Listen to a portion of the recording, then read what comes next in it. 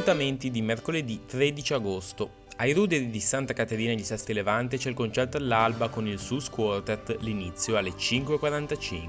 Dalle 9 alle 20 nel centro storico di Chiavari c'è lo Sbarassu, vendita di prodotti a prezzi scontati dalle 9 alle 20. Al Parco Rocca, sempre a Chiavari, c'è il laboratorio sensoriale per bambini e bambine dai 7 ai 24 mesi, inizio alle 17, attività gratuita del Centro per le Famiglie Tigullio su prenotazione al numero 335 8348 574.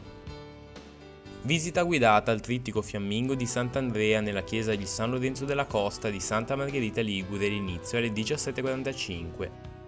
Sul sagrato della Basilica di San Salvatore di Cogorno c'è la Dio du Fantin del Conte Opizzo Fieschi, dalle 18 Sagra del Contado, dalle 20:30 corteo storico, banchetto medievale e spettacoli. Festa di Nostra Signora Assunta nella parrocchia di Santa Maria del Campo di Rapallo, dalle 19 apertura degli stand con il cibo, dalle 21 musica con Mary Maffeis.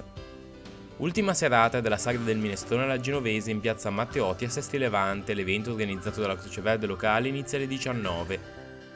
Per libri in gioco di sera, lettura ad alta voce per i bambini e le bambine, C'era una volta alle 20:30 in piazza Ravenna a Lavagna. Penultimo appuntamento per il Festival Paganiniano di Carlo con il concerto del violoncellista Lorenzo Lo Martire alle 21 sul sagrato del santuario di San Bartolomeo di Ponzano Magra.